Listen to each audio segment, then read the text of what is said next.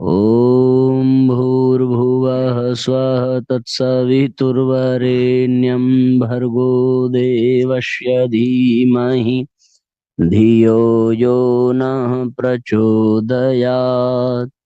ॐ सद्गुरुचरणकमलेभ्यो नमः। आत्मीय बंधुओं, आप सभी को बहुत बहुत प्रणाम। आप सबका बहुत बहुत स्वागत है साथियों, आज के सत्र में ऑनलाइन दैनिक स्वाध्याय का यह कार्यक्रम, जिसके अंतर्गत हम सभी प्रतिदिन आत्मकल्याण की दृष्टि से स्वाध्याय का कार्यक्रम संपन्न कर रहे हैं। शांति एवं आनंद प्राप्ति के स्वर्णिम सूत्र। हिमाक्षादित कैलाश पर्वत पर देवों के देव महादेव भगवान भोलेनाथ अखंड समाधि में डूबे और उधर माता पार्वती लोक कल्याण की इच्छा से अपनी कुछ लोक हितकारी जिज्ञासाओं व प्रश्नों को भोलेनाथ के समक्ष प्रकट कर उनका समाधान चाहती थी। वैसे उन जिज्ञासाओं का समाधान तो उनके पास भी था, पर वे उन्हें अपने स्वामी भोलेनाथ के मुखारविंद से ही सुनना चाहती थी। सबसे बड़ा धर्म क्या है? सबसे बड़ा पाप क्या है? कर्म करते समय मनुष्य को किस बात का ध्यान रखना चाहिए? जीवन में सफल होने के लिए मनुष्य को क्या करना चाहिए? मनुष्य को सुख और दुख कब प्राप्त होता है? आदि कई प्रश्न माता पार्वती के मन में थे। आखिरकार लंबी प्रतीक्षा के बाद भोलेनाथ समाधि से बाहर आए। तब भोलेनाथ की सेवा कर सुअवसर जानकर माता पार्वती ने सारी जिज्ञासाएं, सारे प्रश्न भोलेनाथ के समक्ष रखे। भोलेनाथ उनकी जिज्ञासाओं का समाधान करते रहे। प्रभु ने कहा, देवी पार्वती, मनुष्य के लिए सबसे बड़ा धर्म है सत्य बोलना, अर्थात सत्यनिष्ठ होना, सत्य का साथ देना, सत्यवान होना, सत्य को अपने जीवन में जीना और असत्य बोलना या असत्य का साथ देना ही सबसे बड़ा अधर्म है। हर किसी को मन, वाणी और कर्म से सत्यवान होना चाहिए, सत्यनिष्ठ होना चाहिए। सत्य के समान कोई तप नहीं, कोई धर्म नहीं, कोई पुण्य नहीं, और असत्य के समान कोई अधर्म नहीं, कोई पाप नहीं है। इसलिए मनुष्य के हर कर्म में सत्य ही प्रतिबिंबित होना चाहिए। मात्र जिह्वा से सत्यवाणी बोलना पर्याप्त नहीं, बल्कि आचरण से, कर्म से सत्य प्रस्तुत होना चाहिए। अब अगला प्रश्न था, मनुष्य को कर्म करते समय किस बात का ध्यान रखना चाहिए? इस प्रश्न का समाधान देते हुए भोलेनाथ बोले, देवी पार्वती, कर्म करते समय मनुष्य को अपने हर कर्म का साक्षी होना चाहिए। उसे यह ध्यान रखना चाहिए कि वह अच्छा या बुरा जो भी कर्म कर रहा है, उसका साक्षी ईश्वर है। वह सर्वव्यापी ईश्वर उसके हर कर्म को देख रहा है। उस सर्व साक्षी से कभी भी कुछ भी नहीं छिपाया जा सकता। अस्तु कर्म करते समय मनुष्य को इस बात का अवश्य ध्यान रखना चाहिए कि उसके हर कर्म का साक्षी, सर्व साक्षी, सर्वव्यापी ईश्वर है। महादेव ने आगे कहा, यह सोचकर मनुष्य को सदा शुभ कर्म, सत्य कर्म, पुण्य कर्म करते रहना चाहिए, जिससे उसे सुख प्राप्त हो सके। जो मनुष्य यह सोचता है कि वह जो कुछ कर रहा है उससे उसके अलावा कोई नहीं देख रहा, वह जीवन भर अशुभ कर्म, पाप कर्म करता जाता है और उसके परिणाम स्वरूप वह दुख पाता रहता है। किसी भी मनुष्य को मन, वाणी और कर्म से पाप करने की इच्छा नहीं करनी चाहिए, क्योंकि मनुष्य जैसा सोचता है वैसा ही कर्म करता है, उसे वैसे ही फल भोगना पड़ता है।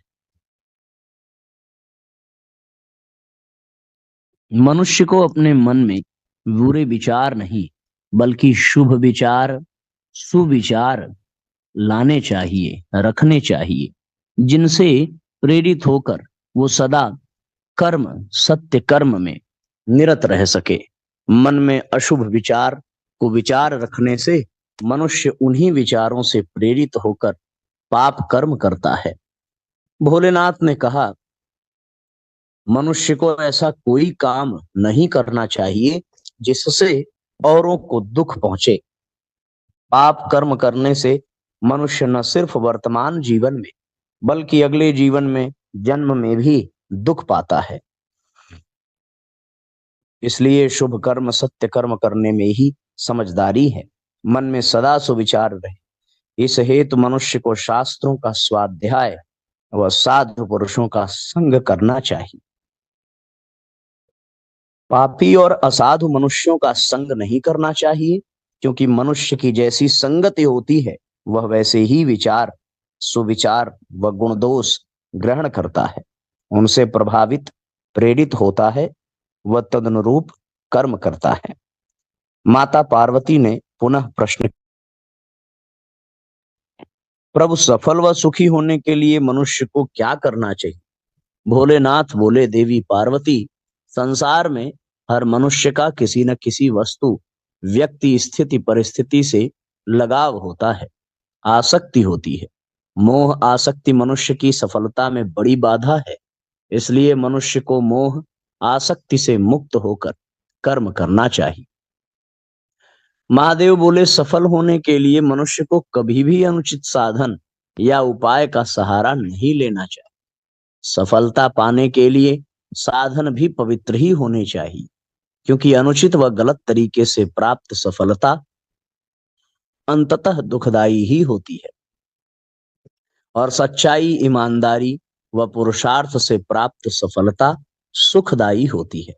भोलेनाथ बोले, अब आपने जो प्रश्न किया है कि सबसे बड़ा सुख और दुख क्या है, तो हे पार्वती, इस संबंध में यह बात सत्य है, मनुष्य की तृष्णाओं यानी इच्छाओं से बड़ा कोई दुख नहीं होता, और इच्छाओं को छोड़ देने से बड़ा सुख नहीं होता। क्यों?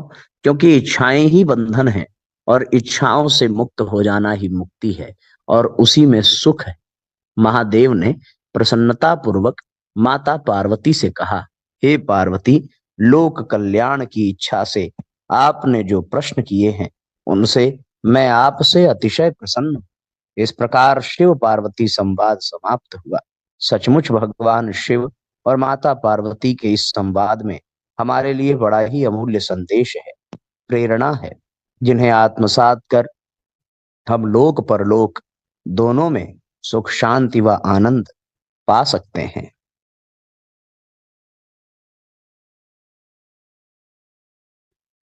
अब ये अध्याय पूरा हुआ साथियों। इस अध्याय पर हम सभी चिंतन करें। एक छोटी सी कहानी कि दूसरे देश से आया शिष्टमंडल महामात्य चाणक्य से मिलने पहुंचा। उन्हें आया देख चाणक्य ने कक्ष में रखा दीपक हटाकर दूसरा दीपक रख दिया। शिष्टमंडल के अगुआ ने उनके ऐसा करने का कारण पूछा, तो चाणक्य ने उत्तर दिया, जब आप लोगों ने प्रवेश किया तब मैं व्यक्तिगत कार्यों में संलिप्त था, और जो दीपक जल रहा था वो मेरे निजी धन के लाए गए तेल से जल रहा था। अब जल रहा दीपक राजकोष के धन से जल रहा है, क्योंकि हमारा वार्तालाप शासकीय मुद्दों को लेकर है। न हमें राष्ट्रीय संपदा का व्यक्तिगत कार्यों में खर्च करने का अधिकार है, और न मैं ऐसा करूंगा। शिष्टमंडल सदस्य चाणक्य की ईमानदारी से अभिभूत हो गए। अद्भुत ईमानदारी का उदाहरण साथियों ये, जिसे अपने आचरण से करके दिखाया चाणक्य ने। अगला अध्याय है सूक्ष्म में प्रवेश। विगत अंक में आपने पढ़ा कि अपनी मार्गदर्शक सत्ता द्वारा दिए गए संकेत के आधार पर पूज्य गुरुदेव ने क्षेत्रों में प्रवास कार्यक्रमों एवं भेंट के क्रम पर थोड़ी रोक लगाई थी। वह अन्य महत्वपूर्ण कार्यों को करने में जुट गए थे। अपने पूज्यवर के आगमन की आस संजोए क्षेत्र के कार्यकर्ता गणों का भावुक मन पूज्य गुरुदेव के इस क्रम में हुए परिवर्तन को स्वीकारने में समर्थ न हुआ। परिजनों में कुछ तो अनुनय लेकर शांति कुंज जा पहुंचे। वर्तमान परिस्थितियों की विभीषिका की समुचित निराकरण के कार्यों को प्राथमिकता दिया जाना अधिक महत्वपूर्ण था, और यही कारण था कि पूज्य गुरुदेव ने अब भेंट परामर्श के क्रम को लगभग समाप्त कर दिया था। आगंतुकों की मनोदशा से भली प्रकार परिचित पूज्य गुरुदेव ने प्रेम से अपने अति महत्वपूर्ण दायित्वों से अवगत कर आश्वासन स्वरूप उन्होंने परिजनों से यह भी कहा, आने वाले समय में वंदनीय माता जी के माध्यम से समस्त शुभ संकल्प निश्चित रूप से सफलता पूर्वक पूर्ण होंगे। आइए पढ़ते हैं इससे आगे का विवरण। शताब्दी अंत के संकट।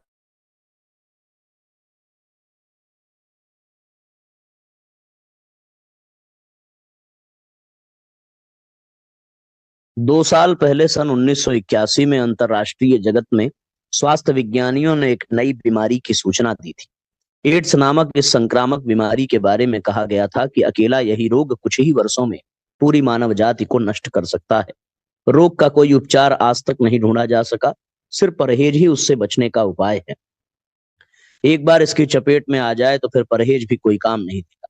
इस बीमारी पर अब तक कितने ही शोध प्रयोग किए गए, लेकिन कोई निवार उपचार नहीं मिला। करीब 4 साल पहले एक अंतरिक्ष यान अपनी कक्षा से भटक गया। वह पृथ्वी की ओर दौड़ने लगा।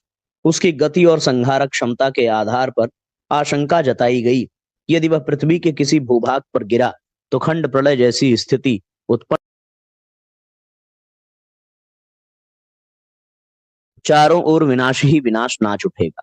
जरूरी था वह समुद्र में ऐसी जगह गिरे जहां का जल स्तर अत्यंत गहरा हो। उस गहराई में वरुण देव की शामक शक्ति ही उसे शांत कर सकती है। 11 जुलाई की रात तक इस आकाशीय प्रयोगशाला ने लाखों लोगों का चैन उड़ा दिया। करीब 6 महीने में पृथ्वी के लगभग 35,000 चक्कर लगाकर स्काई लैब जब ऑस्ट्रेलिया के पास समुद्र में गिरा तो मनुष्य जाति ने चैन की सांस ली। स्काई लैब जिस गति और दिशा धारा से घूमता दौड़ता हुआ पृथ्वी की ओर आ रहा था, उससे लगता था कि यह ठोस जमीन पर ही गिरेगा। समुद्र में गिरने की संभावना 5% बताई जा रही थी। ये 5% संभावना कैसे 100% में बदल गई? इस प्रश्न का हल ढूंढते हुए वैज्ञानिक अद्भुत संयोग और अध्यात्मविद ईश्वरीय अनुग्रह अथवा किसी विराट आध्यात्मिक प्रयोग की परिणति बताते हैं। पिछले 10 वर्षों में दुनिया ने इतने बड़े उतार चढ़ाव देखे कि इतिहासकारों के मुताबिक पिछले 10,000 वर्षों में नहीं देखे होंगे। संयुक्त राष्ट्र की संस्कृति और इतिहास परिषद द्वारा जारी विवरणों के मुताबिक सन 71 से 80 के बीच दुनिया भर में 2800 छोटे बड़े युद्ध लड़े गए। भारत, पाक, वियतनाम, ईरान, इराक, इजराइल, मिस्र के बड़े युद्ध में इनमें शामिल हैं, जिनमें हजारों लोगों की जानें गई।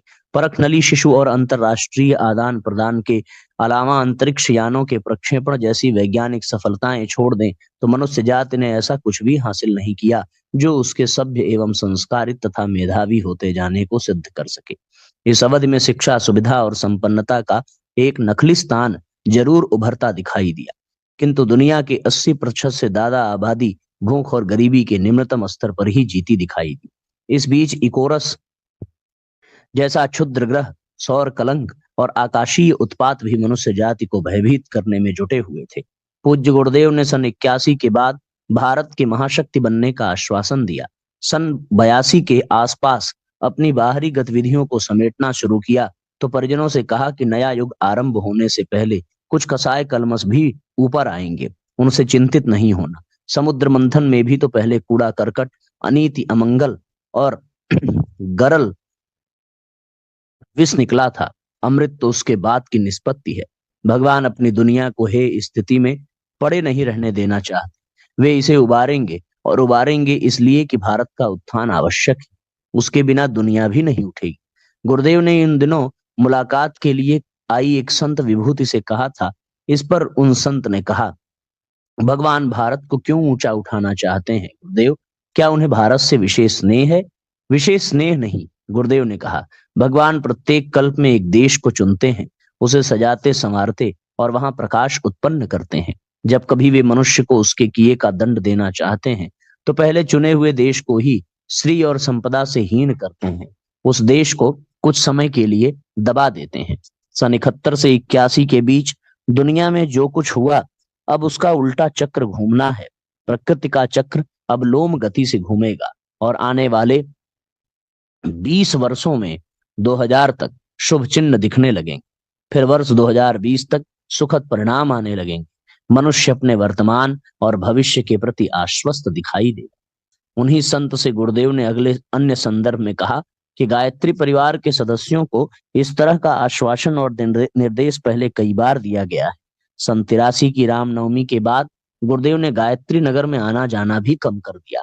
वहां जाने पर भी परिजन घेर लेते थे। नगर के मुख्य द्वार पर बनी छतरियों का काम पूरा हो गया था। अभी तक परिजन सोच रहे थे कि उन्हें क्यों बनवाया जा रहा है, क्या उपयोग होगा। शून्य और निराकार की प्रतीक या यहाँ से कोई प्रेरणा प्रवाह उत्पन्न होगा। रामनवमी पर उन्होंने मिलना जुलना लगभग 90% कम कर दिया। उसी समय माता जी के माध्यम से संदेश पहुंचाया। गुरुदेव ने कहा, शरीर छोड़ने के बाद भी वे यहीं रहेंगे।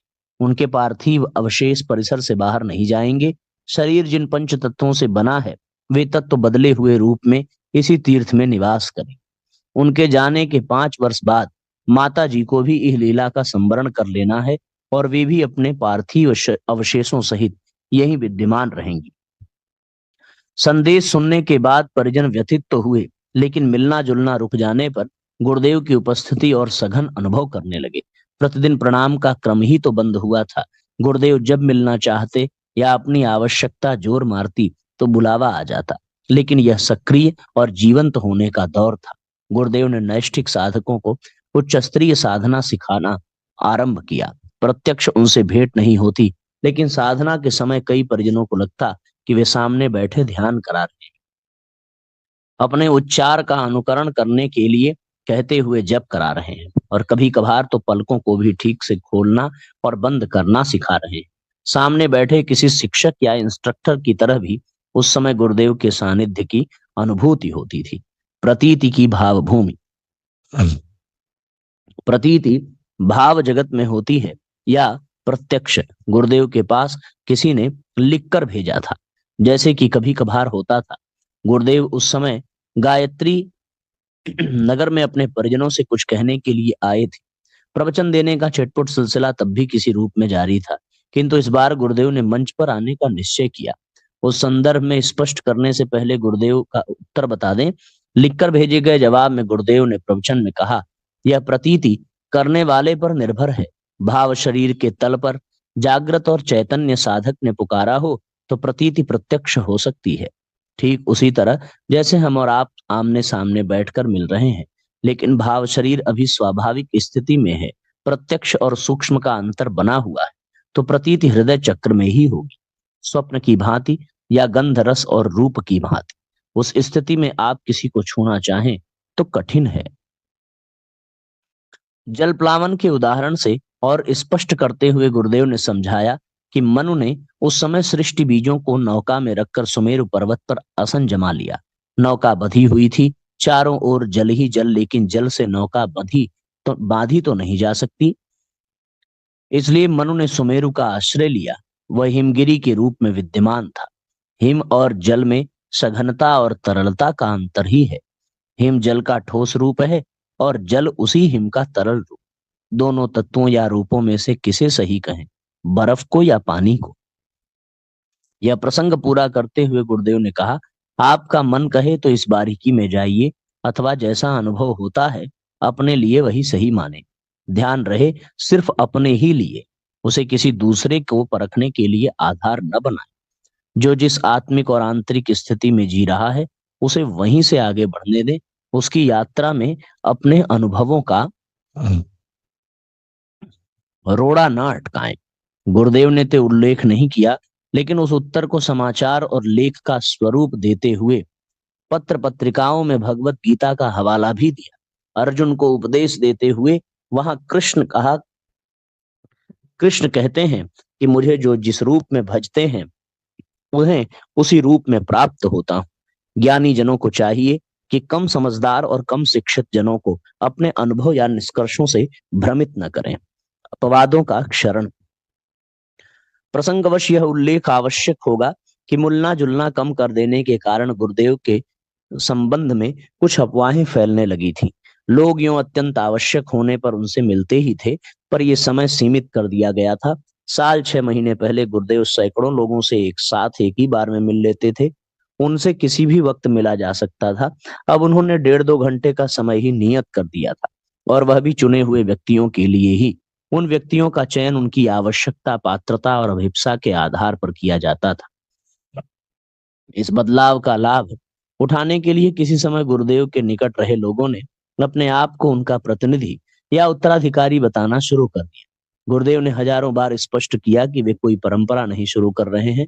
गायत्री परिवार के सभी परिजन और भारतीय धर्म संस्कृति के अनुयायी, यहाँ तक कि धर्म विश्वास की अन्य धारा के व्यक्ति भी उन्हीं के अभिन्न रूप हैं। जहां तक उनकी आध्यात्मिक विरासत या उत्तराधिकार का सवाल है, मठों और दूसरे आश्रमों की तरह किसी भी व्यक्ति को नहीं सौंप रहे हैं। जो भी है महाकाल के सृजन सेना का समान भागीदार है, ज्ञान यज्ञ की लाल मशाल है। पूज्य गुरुदेव की इन दो टूक बातों के बावजूद कतिपय लोगों ने अपने आप को उनका एकमात्र उत्तराधिकारी बताना शुरू कर दिया। तत्वों की दाल कम ही गली। भारत में तो ऐसे तत्वों की दाल कम गली। पश्चिमी देशों में वे कुछ कामयाब होने लगे। कुछ धर्मध्वजियों ने तो अपनी वल्दियत बदल कर भी काम शुरू कर दिया। धर्म के नाम पर लोगों को ठगने वाले ऐसे धर्मध्वजियों पर उनकी अपनी आत्मा के सिवा कोई और रोक नहीं लगा सकता था। उन लोगों ने गुरुदेव के संबंध में अशुभ और अप्रिय अफवाहें फैलाना शुरू किया था। तो वही नैष्ठिक साधकों ने गुरुदेव के सामने आने का अनुरोध। गुरुदेव हमेशा की तरह प्रवचन मंच पर आए और परिचित शैली तथा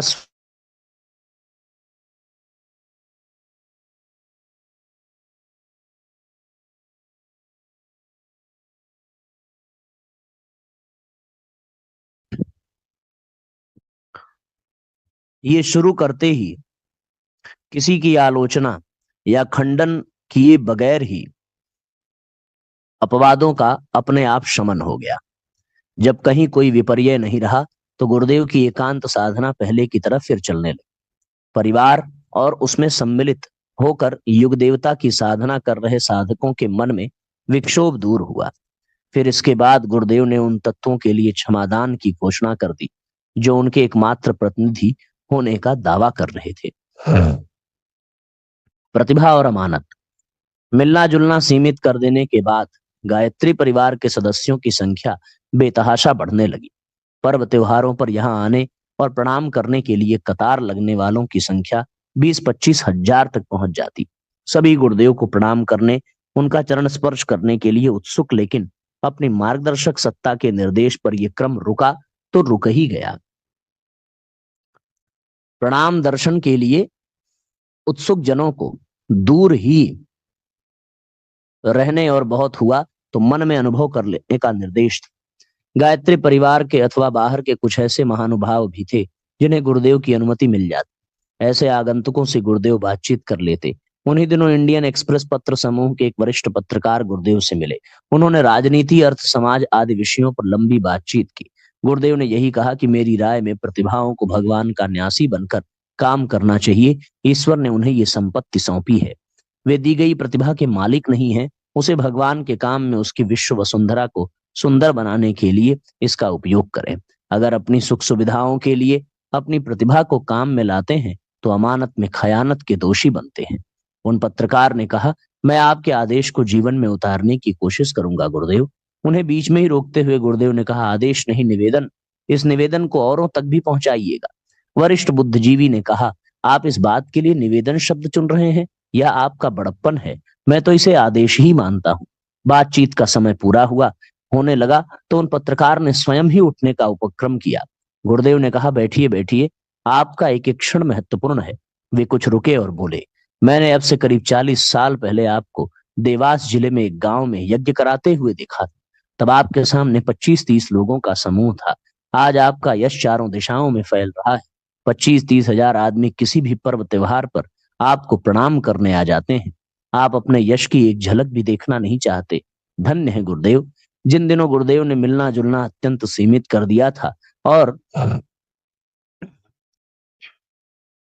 उनके दर्शन के लिए आने वालों की संख्या नित्य निरंतर बढ़ रही थी, उन दिनों गुरुदेव ने अपनों के नाम एक पत्र लिखा। हजारों लोगों को संबोधित इस पत्र में लिखा था, चलते समय काफिला इतना लंबा, किंतु मंजिल पर पहुंचने का समय आने पर साथी उंगलियों पर गिने जा सकने योग्य ही। इसे असफलता कहा जाए, दुर्भाग्य, विधि की विडंबना, या उस मिट्टी को दोष दें जिससे यात्रियों की कतार तो गढ़ी थी, पर संरचना इतनी अनगढ़ कि 2 कदम चलते ही चलते यायावरों की तरह भटकी और मृग तृष्णा की आतुरता में विभ्रांत होकर कहीं से कहीं चली गई।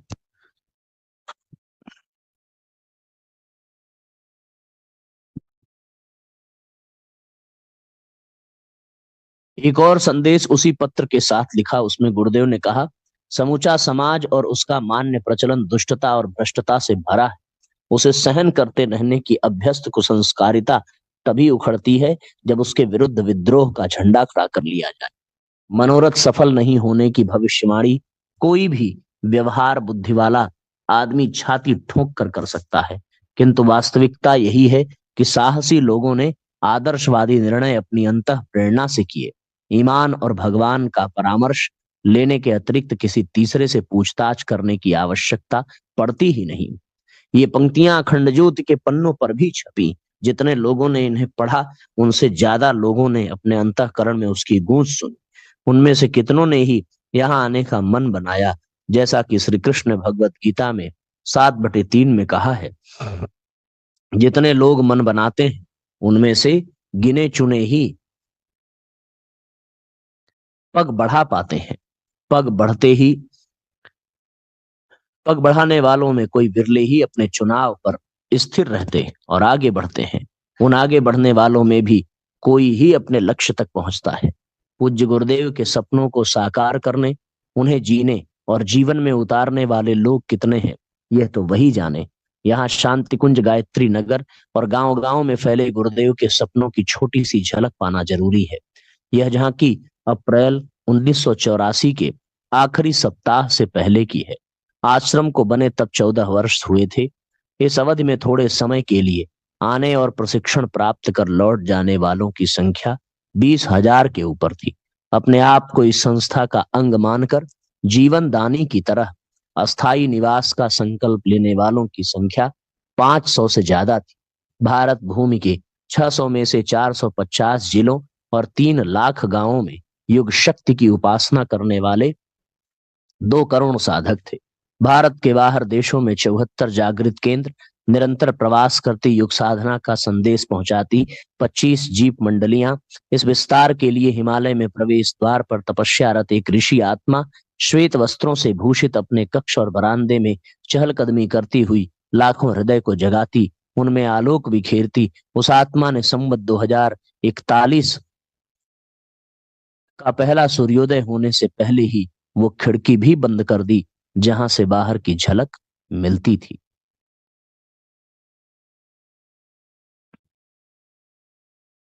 ये गुरुदेव का लीला का एक अंश यहाँ पर लिखा है साथियों। इस तरीके से ये अध्याय पूरा हुआ। इस अध्याय का शेष भाग अगले अंक में पढ़ेंगे। आइए एक छोटी सी कहानी पढ़कर आज के सत्र को विराम दें। स्कॉटलैंड के प्रसिद्ध व्यापारी रॉबर्ट इन्नीस को एक बार व्यापार में इतना घाटा हुआ कि उनकी सारी जमा पूंजी बिक गई। अन्य कोई आय का साधन न होने पर घर में दैनिक आवश्यकताओं की पूर्ति में भी दिक्कत पड़ने लगी। रॉबर्ट के मित्रों संबंधियों को लगा कि इस विषमता की घड़ी में वह कहीं अपना आत्मविश्वास सदा के लिए न खो बैठे। परंतु रॉबर्ट किसी और मिट्टी का बना था। उसने बिना किसी संकोच के एक साधारण फर्म में पहरेदार की नौकरी ले ली। उस फर्म का मालिक रॉबर्ट को नहीं पहचानता था। एक दिन उसका एक मित्र उनसे मिलने आया तो वह फर्म के मालिक से बोला, तुम बड़े भाग्यशाली हो जो रॉबर्ट इन्नीस जैसा अमीर आदमी तुम्हारे यहाँ पर छोटी सी नौकरी कर रहा है। फर्म के मालिक को तो भान भी न था कि वह उसके यहाँ पहरेदार के पद पर है, तो उसने रॉबर्ट इन्नीस की से क्षमा मांगनी चाहिए। इस पर रॉबर्ट ने कहा, आप मुझसे क्षमा न मांगे, आपका तो मैं शुक्रगुजार हूँ। आपने मुझे नौकरी पर रखा, बाकी सब तो मुझे बड़ा आदमी समझकर कोई काम देने को तैयार ही न थे। रही बात छोटे काम की, तो दुनिया में कोई कार्य छोटा नहीं होता। मुझे पूर्ण विश्वास है कि मैं पुनः परिश्रम करके उन्हीं ऊंचाइयों तक पहुंच जाऊंगा। फर्म का मालिक इन्नीस की श्रमशीलता और आत्मविश्वास से प्रभावित हुए बिना न रह सका। उसने इन्नीस को अवसर देने का निर्णय किया। रॉबर्ट इन्नीस ने भी अपना कहा सत्य कर दिखाया और पुनः सफलता की सीढ़ियों पर चढ़ते हुए उसी ऊंचाई को प्राप्त किया। कालांतर में उन्हें सर की उपाधि से सम्मानित किया गया। ओम भूर्भुवः स्वः तत्सवितुर्वरेण्यं भर्गो देवस्य धीमहि धियो यो नः प्रचोदयात्। सभी को प्रणाम, सभी को नमस्कार साथियों। सबका मंगल हो। जय राम जी की।